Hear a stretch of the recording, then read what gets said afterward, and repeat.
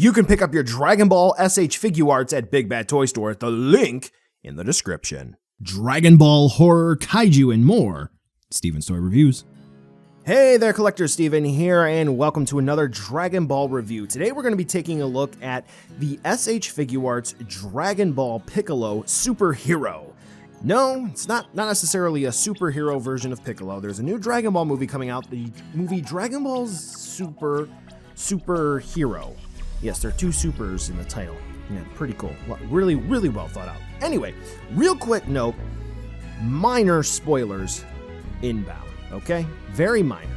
If you've been paying attention to the promotional material in the product, chances are it's nothing you don't know about. Anyway, so this is going to be essentially the base form of Piccolo as he appears in the movie, and fans of the manga and early appearance of Piccolo and in the movie appearance of Piccolo here and there in different pieces of the source material will be very familiar with this look. The pads, those Namekian parts on his arms are manga colored, and he has a red belt. Very cool, opposed to the proud Namekian, which had more anime accurate colors. Very cool. So we have some folks who are going to be very excited to get a Piccolo as he appears in the new Dragon Ball Super movie, and a more, I guess you may say, classic design that we saw actually way back in the first Dragon Ball Figuarts release. Very cool. Now, is this going to be a figure that you need to pick up, or should you just settle for the proud Namekian figure we got not that long ago? Well, buckle in, kids, because guess what? This is actually going to be a new figure. Let's take a look to see whether or not he's going to be worth adding into your collection. Upon first glance, I mean, obviously you can tell that there are going to be new parts to this Piccolo. The arms are going to be a bit new because, well, for the, I don't know what you would call those, the Namekian pads? Whatever, they are in different locations, so yes, those had to be new. Obviously, the feet are new, and some were saying that the little red part poking out from the chest, that indicated that the whole entire torso was new. However, if you just take a quick glance at it, it kind of looks like everything's the same, especially when you take into consideration that the back removable piece for Piccolo's mantle set is still there from the proud Namekian release, right? So that pretty much means that everything is going to be reused. Not the case here. Actually, we'll see in a side-by-side comparison that there are only a few parts to these two Piccolos that are reused, but this is not the side-by-side comparison section. This is the sculpt and paint. Now, for those of you who may have been upset with the original 2.0 Piccolo, congratulations. I really don't see an area here where you might be able to throw a super-duper maybe valid critique with how Piccolo looks, except for maybe in the quality control department here or there. This Piccolo by default comes with a smirking face, which Piccolo is rather well known for when he's throwing hands with an enemy. I really like this expression, and I think it is very well done. The proud Namekian release had a little bit of a red paint application for the mouth, which fans did not like, and Bandai definitely heard that, and they omitted that from this release. Very cool. For the paint application for the red on the arms, it isn't necessarily a 100% clean when you're looking at it up close and personal, especially under macro photography, but honestly, that's okay considering the price point is going to be hovering around the $45 or so mark. It's not that big of an issue, especially when you consider the fact that they color matched the joints to the parts on the arm where they should be the correct color. That is very cool to see here. Of note in general, just want to make note compared to the proud Namekian release, this Piccolo appears to be of a somewhat brighter color as well, which is rather cool to see. Now, this isn't necessarily a commentary video on the entire design of Piccolo, but a lot of folks were rather upset with the clown shoes, let's be honest, that this Piccolo wears. One thing that I did notice right out of the box is that most Figuarts figures have metal pins for the hinge with the toe. Here, if they are using a metal pin, then that is actually well hidden on this release. So kudos to Bandai for making him a bit more organic. In sum, I really think that for the price point, Piccolo looks really good. Time to talk about how well Piccolo moves. For those of you who may have picked up the proud Namekian one, it's basically going to be all of the same goodness, but just a couple of changes. Well, what do we have here? Well, yeah, I just took the thumbnail picture, so somewhere in there we have the good, right? Okay, so the head, as you can see here, is still going to be on the standard Dragon Ball Figuarts style joint. So we do have a swivel where that hinge joint is going to plug in. So this way you can spin it around. Make sure it is oriented correctly. So this way you're not forcing Piccolo's head to move forward or back, when in reality that joint is lined up, so this way it rocks left and right. But the head is going to plug in on a ball joint, so this way we can get Piccolo to basically move in any direction. And then the neck plugs into the body on a ball joint as well. So, whoa. Talk about that in a second. Piccolo can look up about that high, and he can look down about that far. Like I did say, he does have swappable head parts, so with that being said, his head here is very easy to pop off. It's not that difficult, and there isn't a real satisfying, let's listen, pop sound when you do attach the new head part. So just something to keep in mind. For the antennae, they can be removed, but they don't really want to move around too much. It kind of seems like they're just dedicated to stay in on one part, and of course, walking and chewing gum at the same time. All right, there we go. Okay, so we're good. Now the shoulders, they are reworked a little bit from the Proud Namekian one. What does that mean? Well, as you can see, we do have the similar to the Goku body style shoulder pad flaps here things, okay? So they are basically going to work the same. Obviously, we do have the butterfly hinge that returns, but the problem is that Piccolo's ball joints where the arms plug in, for some reason, want to naturally sit lower. So you go to push them up, and they're a little tight. But the thing is that these are oddly shaped, I would say, and it seems like the torso here, which we'll see in the side-by-side comparison, was not sculpted to accommodate these. So as you can see, you have to sort of push them in to get his arms in a sort of more natural pose. But when you push them up, okay, and they kind of fall in. And then the thing is that, ooh, see?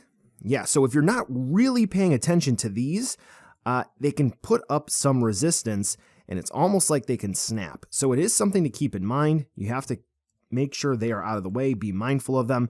But then if you really like a clean look to Piccolo, these are going to basically be pushed off to the side, and yeah, so kind of nitpicking there it may seem like, but for some of you, that may be the thing that breaks the deal here for Piccolo, as I drop him and go ahead and throw him. So yeah, some may like it, some may not, but anyway, he does have hinges in his shoulders, so this way you can spread his arms out like that. No issue, Piccolo can T-pose just fine. Okay, so we saw that he does have the ball joints, so this way he can spin his arm around with ease. For some reason, that one doesn't want to move on me right now. Okay, there we go. And we do have dedicated bicep swivels. We have double hinges in the elbows, which actually move a little better than the release for the Proud Namekian. So that's good. And I will actually show you a side-by-side in the comparison. Torso, we do have a ball joint, which allows us to rock and twist and turn. That's about the extent of the range of movement spinning around. As you can see there, just a little bit. Whoa, no, we can get a full 360 spin, but gotta bring him back home. Okay, there we go. And we do have a ball jointed waist. All right, there we go. Does he pop out and pull? No, he doesn't. But yeah, you can spin him around. Hips, standard 2.0 Figuarts style, so he can kick about that far forward and that far back. Whoa, that's pretty good. And he can kick out to the side. There we go. All right, we do have dedicated thigh swivels. Very good. Double hinge knees. All right, that's about the extent of the range of movement. Ball jointed ankles. About the same as the original 2.0 Piccolo, but it is what it is. Toe hinge. So all in all, Piccolo pretty much moves the same with very, very minor improvements. Just something to keep in mind. Oh yeah, I didn't talk about the wrists. Pretty straightforward. Swivels where they plug in, hinges, so this way you can change the way they move in or out or up or down, and then the hands plug in on ball joints. There you go. I think I covered everything now. Okay, so Piccolo, yeah, pretty much moves the same. No real significant major changes. Accessories time, and this is one of those rare instances where I really don't consider this so much a figure as much as I do an accessory set. But on its own, let's take a look to see what we have. We have two alternate head sculpts, we have two alternate set of hands, and obviously the special beam cannon hand. All right, the alternate head parts, we do get one head part where Piccolo is going to be gritting his teeth, and another one where he is yelling. And this is actually going to be a different sculpt from the one that was included with the Proud Namekian. Now for the alternate hand parts, Piccolo is going to come with a slightly gripping hand part, which is neat, and then a fully splayed out hand part. Cool, so left and right set there, nice. And obviously Piccolo is going to come with fists. All right, so we get 3 combat hands in total. Piccolo is also going to come with the special beam cannon hand, and that is going to be it. All right, so again, considering the price point is going to be $45 or so, the only other thing that I can think that is rather valid here is he doesn't have any sort of chopping hands. That's pretty disappointing. You know, I can definitely remember a few instances in the anime overall where Piccolo was deflecting some ki blasts, and that would have been pretty cool to see here, especially when you have this design of Piccolo going back to some of the movies, and even, you know, for the manga that some folks may want to pick this one up for. Yeah, that would have been pretty nice to throw in there. Now, if you do have, you know, a desire for other effect parts or stands, I got a video to help you out there, or a couple of videos depending on what your desire is. I'm going to go ahead now and integrate the comparison with the Proud Namekian release. Normally I do this after the size comparison for my videos, but you already saw something that I'm hinting at here, interchangeability. So here's a side-by-side comparison with the original release, and you can definitely see where there are going to be some changes. Right off the bat, you will notice that the torso is actually different. Yes, the entirety of the torso, from the actual chest part down to the stomach part, that is all new. The superhero release does have a new sculpt for the stomach area, and it looks like even the top area of the thigh, even down to the shin area, is completely different as well. What's interesting though is looking on the back of both of these figures, it does look like the back area of the Piccolos are going to be the same. And that is evidenced by the fact that the superhero release can in fact wear the whole entire mantle set, and that comes into the interchangeability part.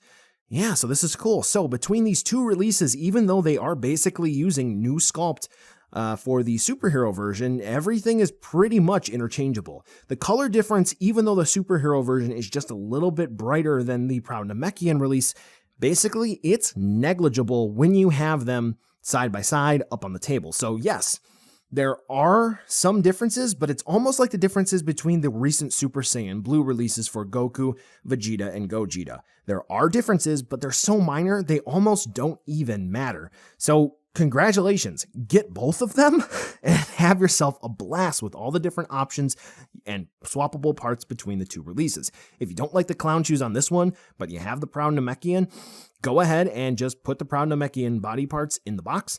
Steal the hands, steal the head parts, swap out the feet. You're good to go. You have the Piccolo that you have been dreaming of. Yeah. All right, now let's go ahead and move on over to a size comparison so you can see just how big this one is. And he's pretty much going to be the same size as the Proud Namekian. He blends in just in fine enough with your already established Dragon Ball releases. So, buy now, skip, or wait for a deal. Spoilers time! So if you've been paying attention to the promotional material for Dragon Ball Superhero, you'll know that there is going to be another form of Piccolo. Even his Japanese VA has even stated that he had to go back and redo some of the lines once he found out that there was more to do with Piccolo in the movie.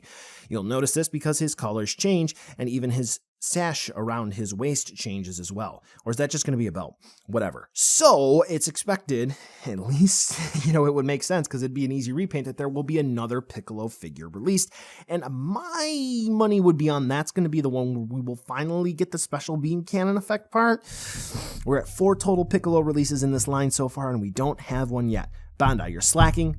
Get it done already. Okay, anyway, with that being said, I think this is going to be one of the budget figures that folks are going to be able to get real easy, super duper accessible, and this will be their entry point into the line. With that being said, I think this is perfectly acceptable. It's not really going to be able to go one-on-one with the Proud Namekian in terms of super duper collector quality, if you will, compared to things like, let's say, Great Saiyaman or even Super Saiyan 4 Goku. But for just the bare bones, I think this is a rather solid release.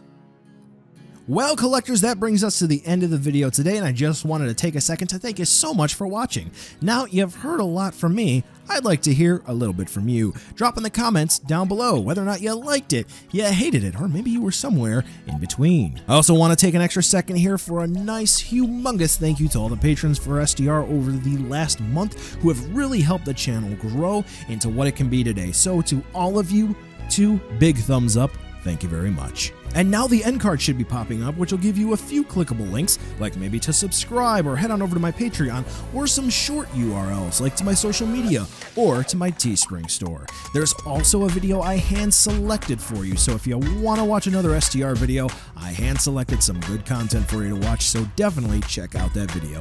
Thank you again so much for watching, and I'll catch ya in the next video.